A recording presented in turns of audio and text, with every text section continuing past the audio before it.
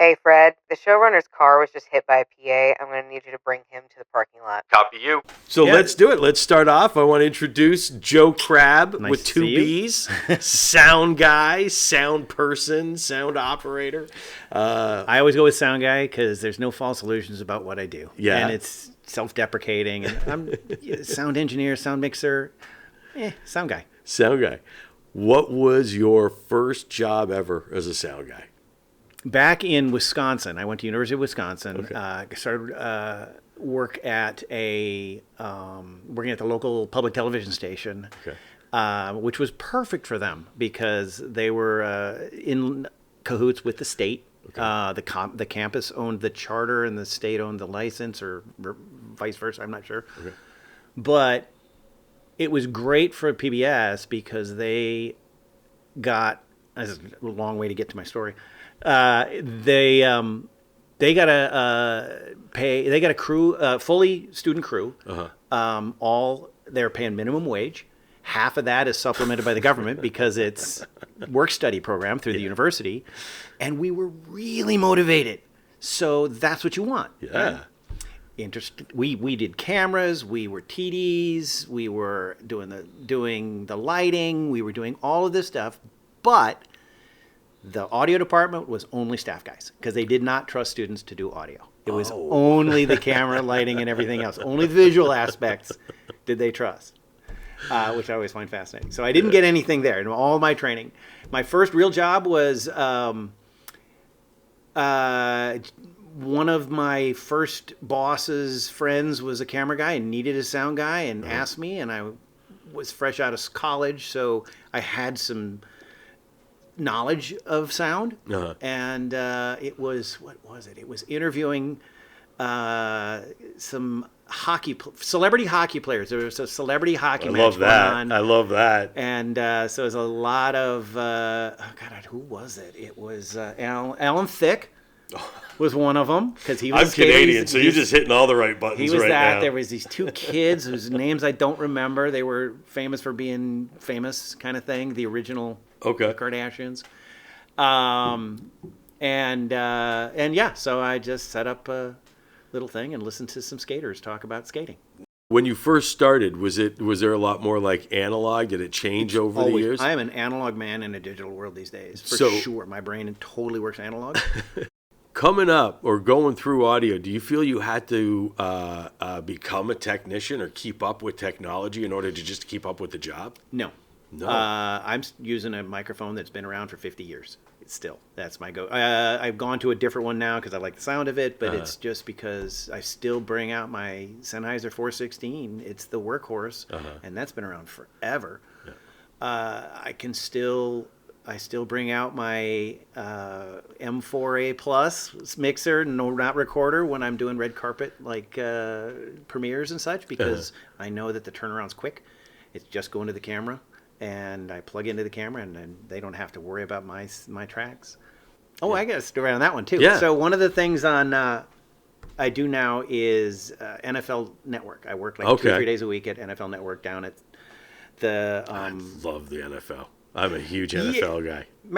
Phenomenal. It's down at SoFi now. Used to be in Culver City. It's just the networks. Their news shows. Okay. But anything that they have that's internal when they're doing anything, there's the PA system. I do all of their PA system stuff. Oh, wow.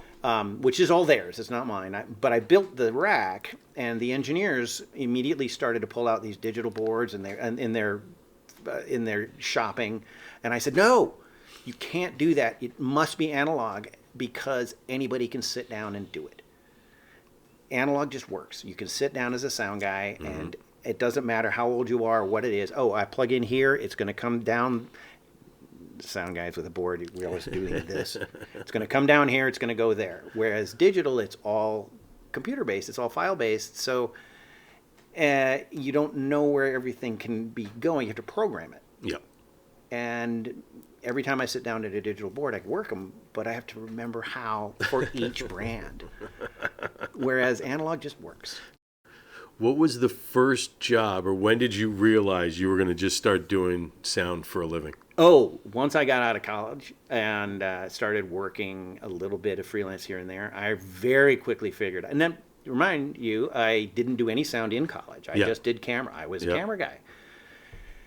But once I got out, I realized quickly that I'm a left brain math guy and not a right brain art guy. And so I can light. I can do 3-point lighting, but it isn't my specialty. I can't paint a pretty picture like some people can. Yeah. But sound is math. It's signal flow, and it's problem solving quickly, and it just hit me right where in my wheelhouse. Also, early on, I was doing, and this goes to the cool shows. I was doing a show, and I realized that I get to see everything as a sound guy. It was called Joan London's Behind Closed Doors. Okay. Back, ABC did these specials where Joan London did cool stuff that nobody gets to do. Okay.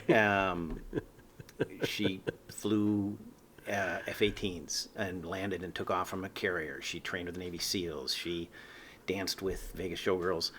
And in this case, it was we imploded the Aladdin Hotel. Spent a week with the family that does implosions. They're a multi-generational family that does this. And it was amazing. So she pushes the button, building comes down, and it's spectacular. And I turned to my cameraman and I said, Bowden, that was amazing. That was unbelievable. What do you think? He says, Joe, I live my life through a 1-inch black and white square. And I realized I've made the right decision. And I stop sometimes and just appreciate what I'm doing. Yeah. You kind of have to. Whereas if you're a camera guy, you're moving around and you're pointing at stuff, and you get to do some cool stuff. I'm not denying that at all, but I get the entirety of it, which I love. Do you feel a responsibility as an audio guy, seeing all of it, to keep an eye on where you're going? 100%. 100%. I am a protector of the camera guy. They got their eye on that, and I'm going to grab them by the belt if they're backing up, and I'm going to direct them where they're going. I've always got my head on a swivel to make sure they're not going to be running into things or have anything run into them. Traffic is a big thing. Yep. If you're near that, making sure that they're there. So yeah, I absolutely will regard that.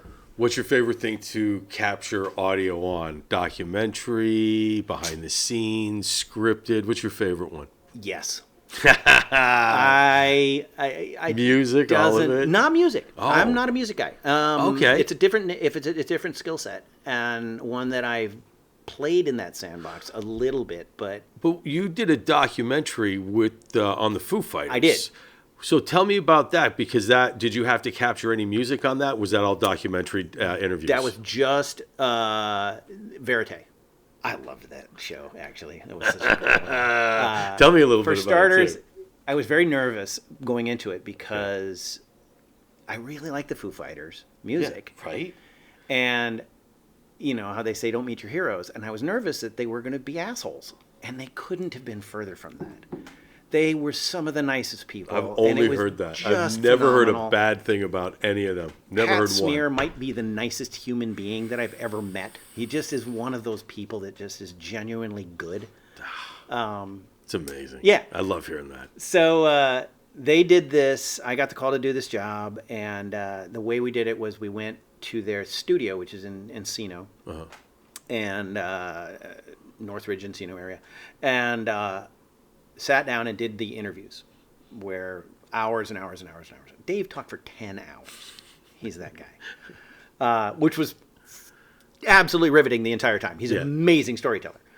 So that gives you the bed of the documentary, right? Yep. And they've got this state-of-the-art studio, but they wanted to do this old school and in his garage with fully analog setup.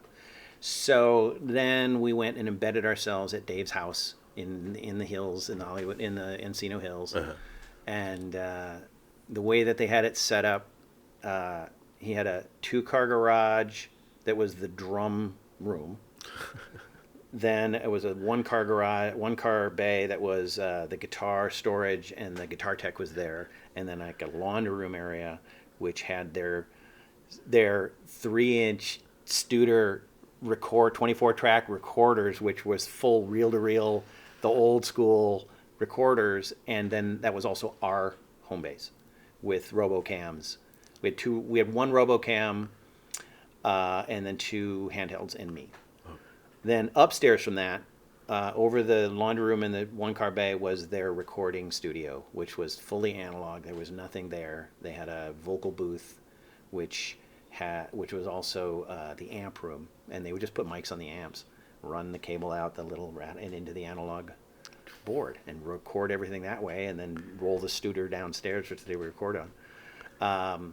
And then over the 2-car garage was the girls' playroom. Because he had 2 little girls at the time, and it was just full of pink stuff and dolls and really sweet. And so all we did was do the verite behind the scenes. So I was recording music, but we were recording music, but it wasn't for the music. Yeah. They were doing all of that.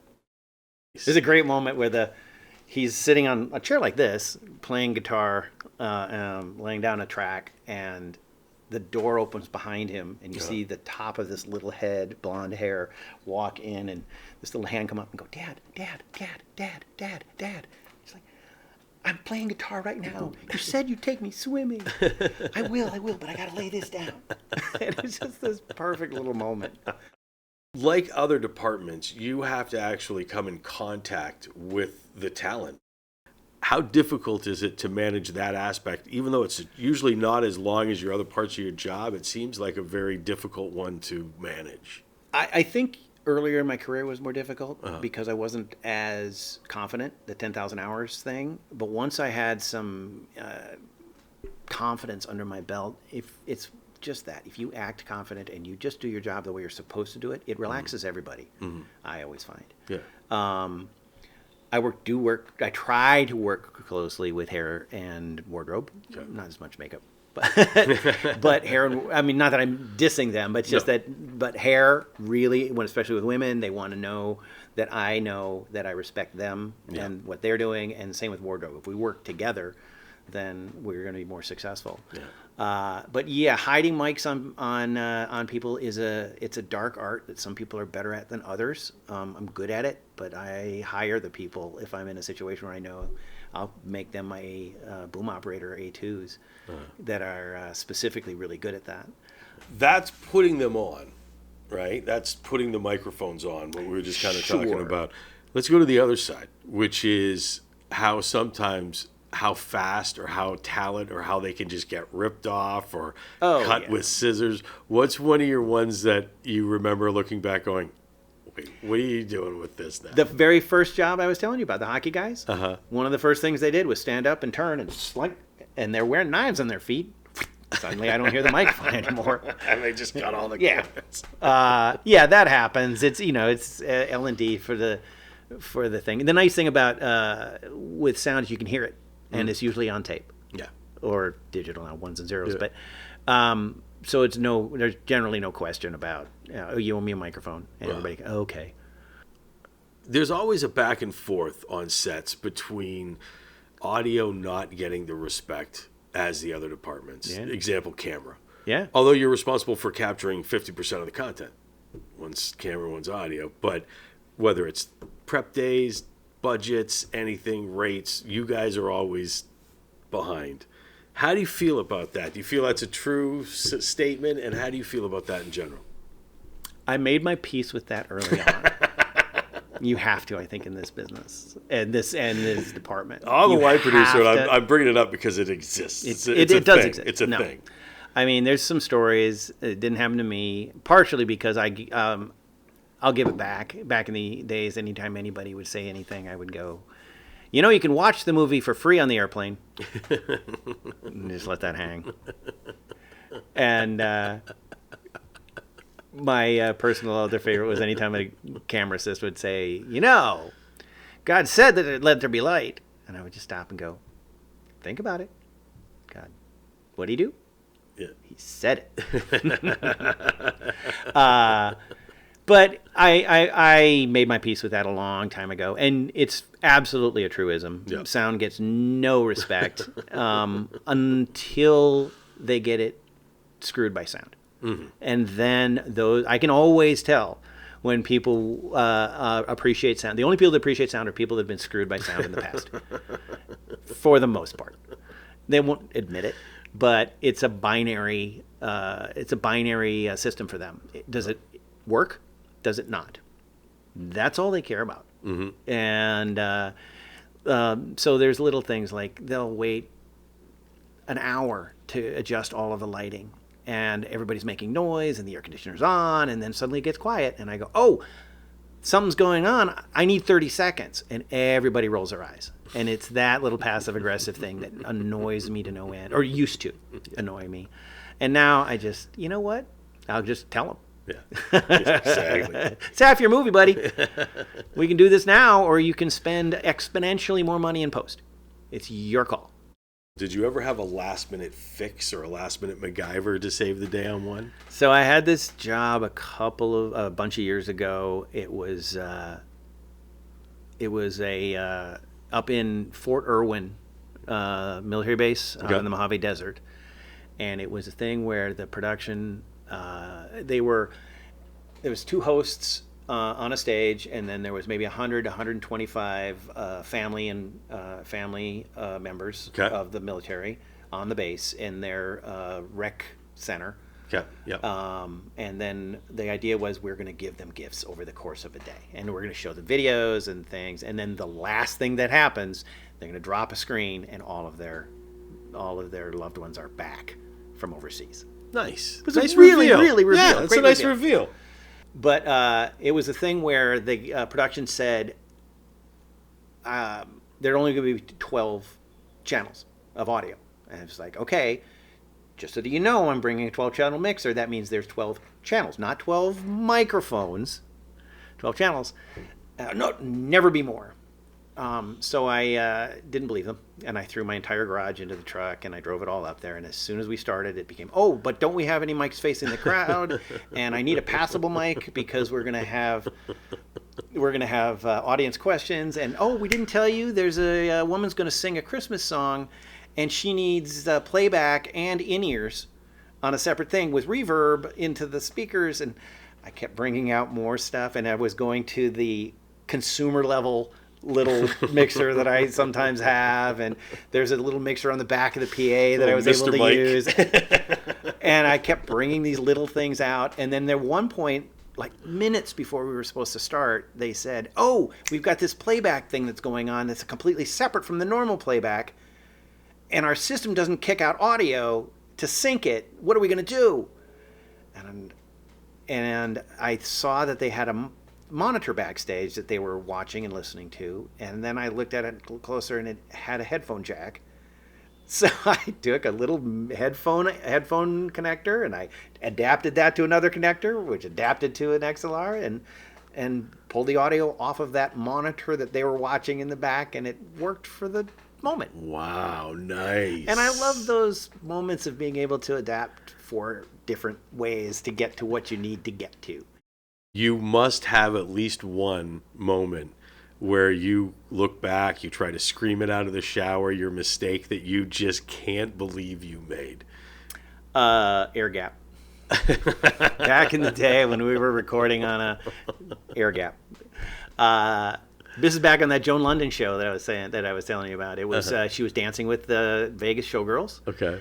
And we were doing the Veritas B-roll of all of this, not B-roll because we're recording audio as well, but the documentary part of it, and then we stopped for the interview. Mm-hmm. We were only doing one camera, so we do the whole interview on the subject. Okay. And everything's great, and then somebody goes, "We got to quickly get the questions. Got to quickly turn around and get Joan giving the questions." And so it was one of those mad dashes, and I unplugged the camera because that's where we're recording on, and we moved around and we did all this stuff, and I'm listening, and it was all great, and then we stopped and I went to wrap up, and the entire time there was an air gap and nothing recorded audio wise. But it did lead to one of the best things that I ever learned for myself, and what I try to pass on with others, which is when you fuck up, and you will, acknowledge it. And I said right away, this is what happened. We had to go do our thing, but we can come back. It's just the questions. The actual responses, which is what we want, are all great. And everybody was like, oh, all right, we'll just do that. It put everybody at ease. They were mad for a half a second. Yeah. But by taking the responsibility for it, it diffuses the situation. What would you suggest to anybody coming up in sound right now? What would be your biggest piece of advice to them? It's 10% how to do sound and 90% what to do when something goes wrong. And I mean, I can teach anybody how to do sound quick. Yeah. But being able to figure it out fast is really part of the job. Yeah. It's a thing that my kids, when they were learning to drive, the driving instructor once told me, I'm not going to teach your kids how to drive. I'm going to teach them how to pass the test. Time is going to teach them how to drive. And that's a direct correlation to sound. Yeah. Yeah. Absolutely. You know? There's a picture somewhere there was many years ago when my kids were 5 and 3, I think. I worked for a year on the show. It was crafting things. We hot glued stuff. My son came and he was going to be one of the models. It's an MOS shot for the final. We called it the final shot, the final reveal. Okay. So they craft a Halloween costume and then he's going to wear it. And at the last second, the director said, "Hey, can we have him say, 'Stay tuned for more witchcrafts'?" And I was like, "I don't have a mic on him. He's starting to get a little." He was 3, starting to get a little. He's done with this. I didn't have a mic on him because it was supposed to be MOS. So I took my 5-year-old son, put him in the chair, put the headphones on him. I said, "This is the fader. You put this on. I'm going to put this up about here. If something sounds weird, tell me." And that was all I told him. I said, "This is it." And he put his hand on it, his 5-year-old hand. I went out there. I boomed the shot. So there was my one son was the star. I was booing. My other son was mixing. The show got nominated for an Emmy. You did something that I have always found interesting. I didn't get to do a ton of them, which was the behind the scenes. Yes. I didn't get to do a ton of them, but I liked them because I actually like the people. I like hearing the stories. Yeah. But you got some good ones. The BTS stuff, the actual BTS stuff. Yeah. Phenomenal. And I had a big chunk of my career when I was doing a lot of that. And so it's kind of awesome. You show up a couple of hours after their call. You are there on cool days that are blowing stuff up, or on Heat when it was De Niro and Pacino doing their scene. That was phenomenal for their publicity. So we were there doing behind the scenes. Didn't get all that much stuff. Wow. But you were there that night. We were there that night. That's amazing. That's and amazing. And you're just kind of watching, and there's a little, not starstruck, but you're watching them. It's an iconic scene. It's an iconic scene. Goes to, that's the one they talk about with them. That one, and the other one was much cooler, though, was the bank robbery with the shootout. We were there for that. You were there for that? Yeah, that's amazing. That was amazing. That's right downtown. That was right downtown. One of the coldest days I've ever been in. And I'm from Wisconsin. Cold? It was cold that day? Yeah, because I left the valley. It was like 72, and I was in shorts and t-shirt, and I'm going out there. You get downtown. It's a wind tunnel. It's no sun. It was freezing. It was so cold for me. That's an amazing. That shootout, they say that they use that shootout to train FBI or military people on how to reload a gun off Val Kilmer. And how to lay down fire. Yeah. Lay down suppressing fire so that you can move forward and move out of the they spot. say that in the one they show the video of Val Kilmer dropping the magazine and reloading, and they're like, if you can't do it as quick as that actor, you shouldn't be doing it. Have you ever had a moment in one of the behind the scenes where you captured or you got a story or somebody said something that just none of you were expecting? Thor. Okay. The original Thor with Chris Hemsworth and Kenneth Branagh directed it. Oh, that's Kenneth Branagh directed the original? Directed it. I didn't know that. See, now I got to go watch damn Marvel movies. The first one. And Chris Hemsworth and Anthony Hopkins. And Anthony Hopkins was on his game. So there's big scene, and it's basically him as a father talking about how he sort of failed his 2 sons. One of them was adopted. Loki is adopted, and how he sort of failed. And then he's about to banish Chris Hemsworth.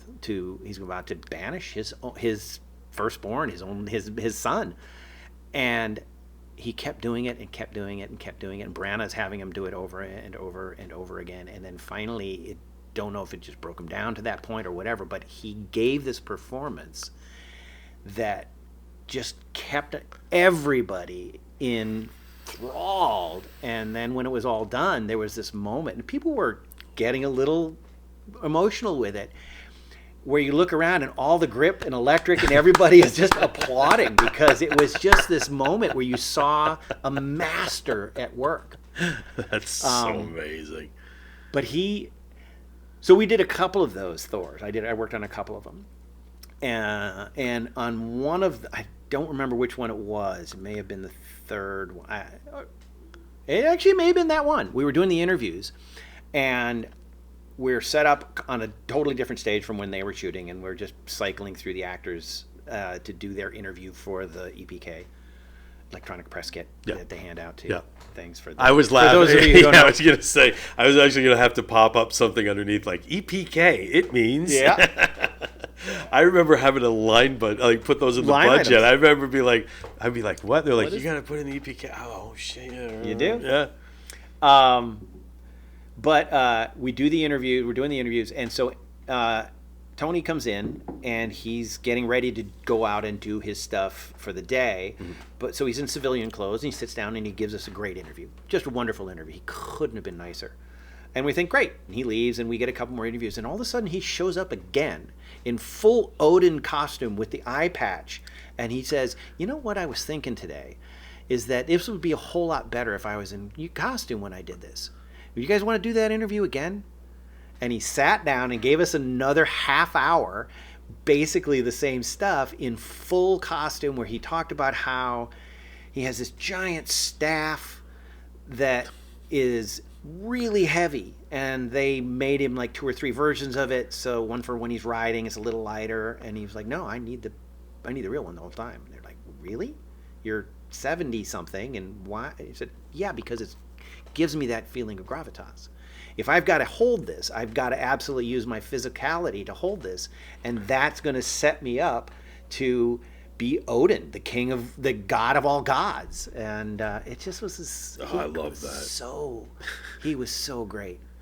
My favorite thing in the world is when you have to ask for room tone and go through it. Yeah. I think that have you ever seen the movie yeah, I know what you're talking about. Living in Oblivion? When they just wait a minute. And then it's that slow push into everybody's brain. I was doing independent film in New York at the time, and that literally nailed it. Every time you'd be like, room tone, everybody would be like, all so right, there's go. a couple of directors that I work with that I'm comfortable enough to say, you know what, let's do it this way. Once you're all ready, you say, is everybody rolling? Give it 10, 15 seconds, and then say action. And so what we're doing is we're getting room tone off the top. Or announce we're going to get room tone off the top. And then it gets everybody into the mood. When we're all done, we can all leave. Yep.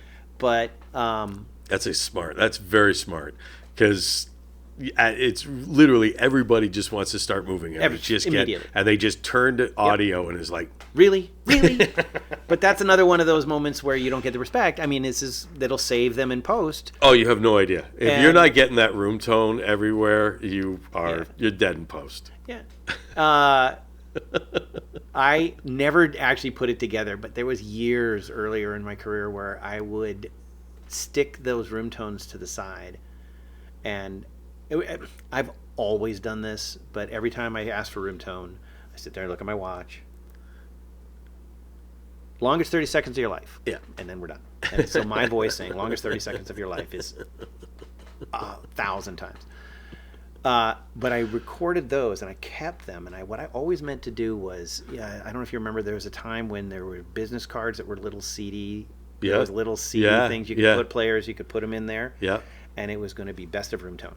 It was my business card. It was going to be, and all I would do was say the location and the time and whatever, back bedroom, or whatever it was. And that's okay. I never got around to doing it, and I've lost those from a long time. That would have cracked me up. Cassette back then. That would have cracked me up. Yeah. Have you ever heard anything that you weren't supposed to hear? Like every audio guy. Every audio guy has. And without breaking NDAs or okay. like, I don't have any, so that's okay. I've made it a big part of my ethical nature and career to be very protective of people I'm putting microphones on. Mm-hmm. So the minute they're not on set, I turn the receiver off. And that way nobody can hear. And I can't hear until they're back on set, and then I can fire them up. Or I tell them, hey, come to me, let me turn your transmitter off so that I can make sure. It's the only way that you're going to be sure that it's off is if you come to me and have me turn it off. Yes. So I haven't heard as much as maybe some people have, but I have heard some things for sure. I once busted a guy that was trying to sabotage one of our productions. We were on the road, and we were on the road, and part of us were shooting at a golf clubhouse, and part of us were out on. There was a couple of different locations out on tee boxes. Okay. And all different interviews going on at the same time. And after the first day, I was here. They moved me out to be next to this one guy who had already been messing things up, and they were kind of like, "Who is this guy? Maybe you should go out there because we trust you to kind of keep an eye on him." And the way it was set up, I was sort of behind a scrim, so I didn't know I was there. But my microphones were all right out there, and I immediately started hearing him talk shit about our entire production that had come into town and how he was the greatest thing since sliced bread, and he knew better. And I'm just texting my boss, this is what's going on. And he had to be escorted out. He had the actual security he had from the golf course had to come and escort him out. And the first time I overheard something I wasn't supposed to, I was on a movie, again, independent film, and the audio guy calls me over. And it was an independent film, and actor by the name of Robert Vaughn. Oh, yeah. Yeah, Man from U.N.C.L.E. Yeah. Again, cool as anything, right? But he's at the last part of his career. He's coming towards the end. Yeah. But he's still out on the street on, like, this chair, and these old women are walking by. They're like, oh, my God. He's just playing it cool. Like, people are like, what? Like, all these other actors are in there, but it was amazing. He left his mic on. It was still on. And he went up to go to the bathroom. And he got locked in the bathroom. And he was locked in, but it was just, the audio guy goes, come here. You got to go up and help Robert Vaughn. I go, what do you mean? He gives me this stuff. And all I can hear is him and they're going, it's locked. And I'm like, I just locked the Man from U.N.C.L.E. I had to, like, as a production guy, run up, and in my head, I get, to this day, all I can ever hear is Robert Vaughn going, I'm locked in. I've heard bathroom breaks. Yeah. I've heard lines being cut. Yeah, I've heard. You've heard line to go tap, tap, tap. That's fantastic. Nothing sexual that I wasn't supposed to. I've worked on shows that were sexually oriented. How difficult is that to capture as audio when they're having a sex You're swinging scene? A boom. Just swinging. Well, there's two people swinging a boom. Two different types. Yeah, exactly. There's two different types. One porno that I worked on, and that was I got not suckered into it. Full porno? Oh yeah, full on. Sound guy called me, friend, and said, "Hey, I'm double booked. Can you cover me on these 2 days? Oh, by the way, do you have a problem with nudity?" No, I don't have any problem with nudity, whatever. I show up, and it's a house in the hills in Encino, and this beat-up Saturn pulls up next to me, and it's Ron Jeremy. I was just like, nudity. Oh. And you're immediately quickly, like, it was like, okay. Ew. But it was I had never done it before. So you're like, all right, let's try this. Let's see what this is. And see if they got good lunch. To do the dialogue such as it is. So the first scene is a scene at the front door, and I'm out there, and I'm doing my thing. It's bag work. So I'm doing my thing, and then we get in, and this scene is about to happen, and I get this like this, and everybody on set starts looking at me going, "What are you doing?" I said, "I'm capturing it. Just set it on a stand. Nobody cares." So I just put in, that was it. And what I'll remember is, and I sat in the corner and I did this, and for the first 5 minutes, it was just like, oh my God, I can't believe I'm watching this. And then it just became, this is boring. This is horrible. Because they're working. The vibe is they're at work. Yep. And they were all very professional about what they were doing. It was salacious. Yeah. But they were professional about it. And I was just like, yeah, I'm just going to do a crossword because I don't even care after 5 minutes of this. You just don't. You don't. I started joking with Ron Jeremy in the offense. It was funny. This is before he got really problematic. Oh, yeah. I mean, he was maybe then, but I mean, it's before anybody knew it. But then I also did a documentary, which was on there called Sex with Strangers on my IMDb page. You did a couple. You also did the behind the scenes or the making of Deep Throat. Yeah, that was one day of interviews that I covered okay. for them. I covered that for somebody who couldn't do the work, fantastic. but they put me on the IMDb. It was just an interview with a lawyer. But no, Sex with Strangers was a documentary where for about 9 months we followed around couples who were swingers. Oof. And it was not done. That sounds horrible. To me, I couldn't. There was some fascinating parts of it because it was treated like a an interesting subject. It wasn't. Yeah. We shot 80% of it without. It was sort of R plus, and then 20% of it, the director was just like, yeah, go show everything. And we did. We were there for everything. The big difference there between that and the porn was that they weren't working. They were enjoying themselves. They were partying. They were having arguments. They were fighting. They were doing all of that stuff. And so it was a totally different vibe. They knew really quickly, they figured out really quickly that when they took their clothes off, they didn't have to wear their mics. So when we were around them and the minute they were in a situation, they were all smart enough to party, they would immediately get naked because then the mics would come off. And then I would just plant mics, plant lavaliers all over the room, on the bed, and I would boom. Oof.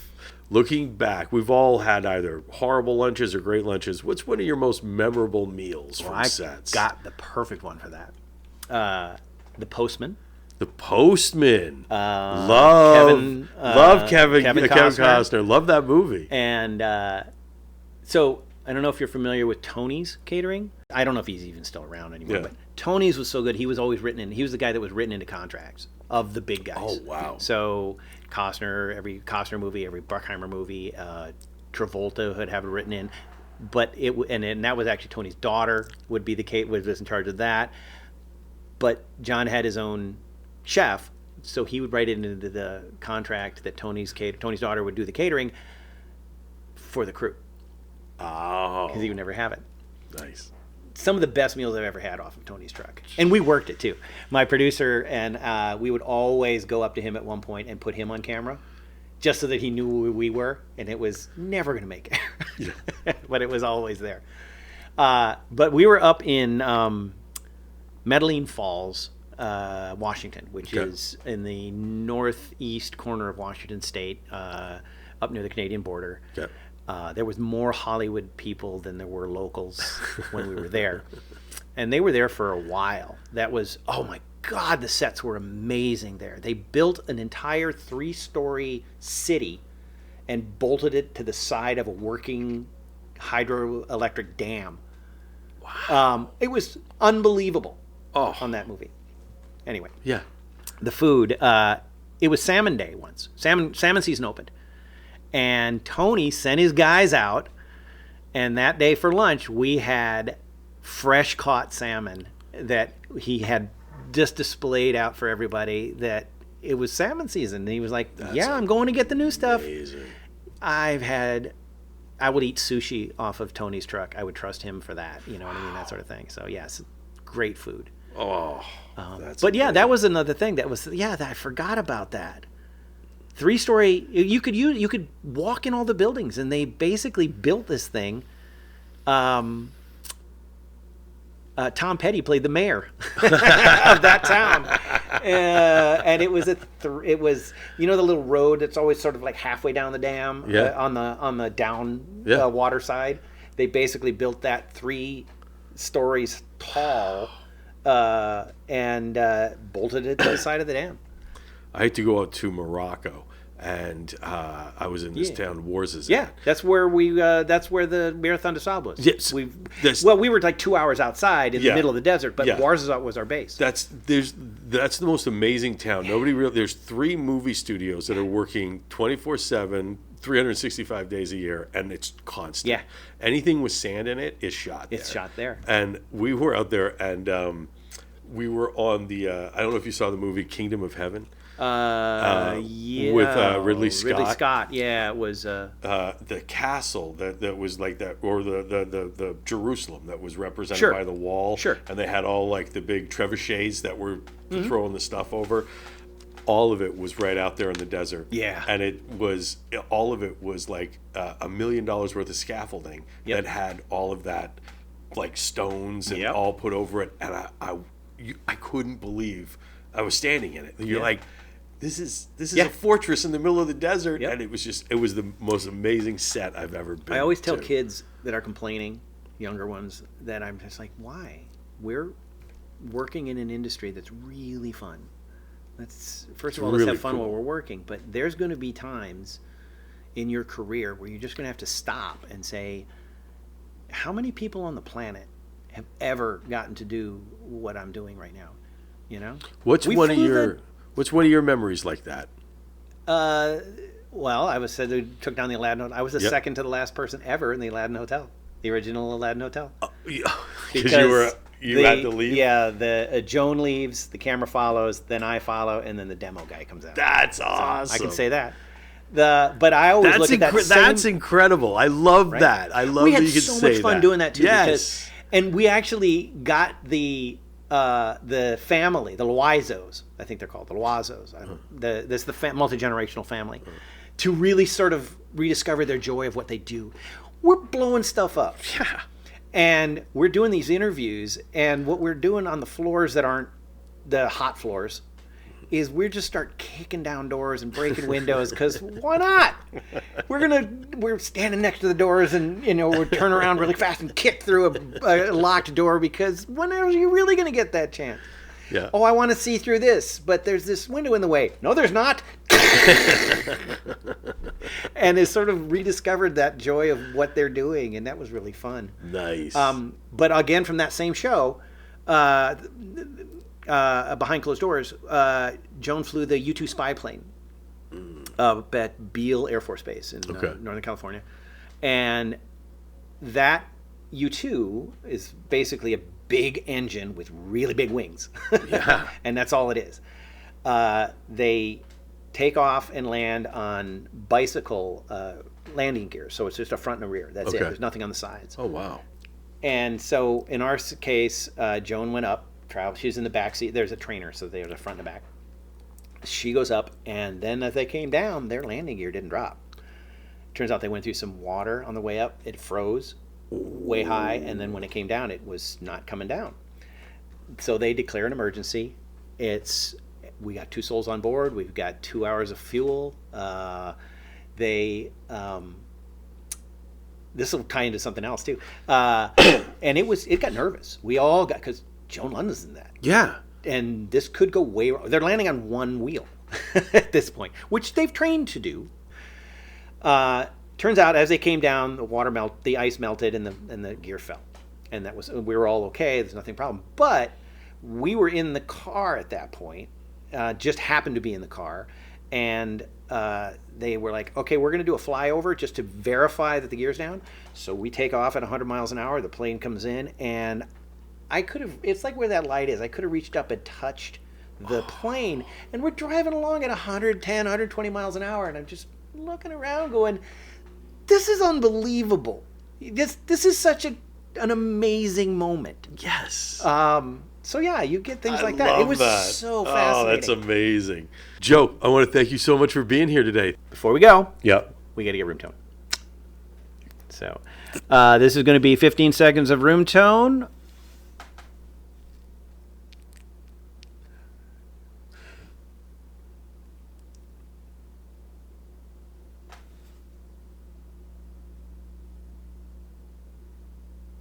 Longest 15 seconds of your life.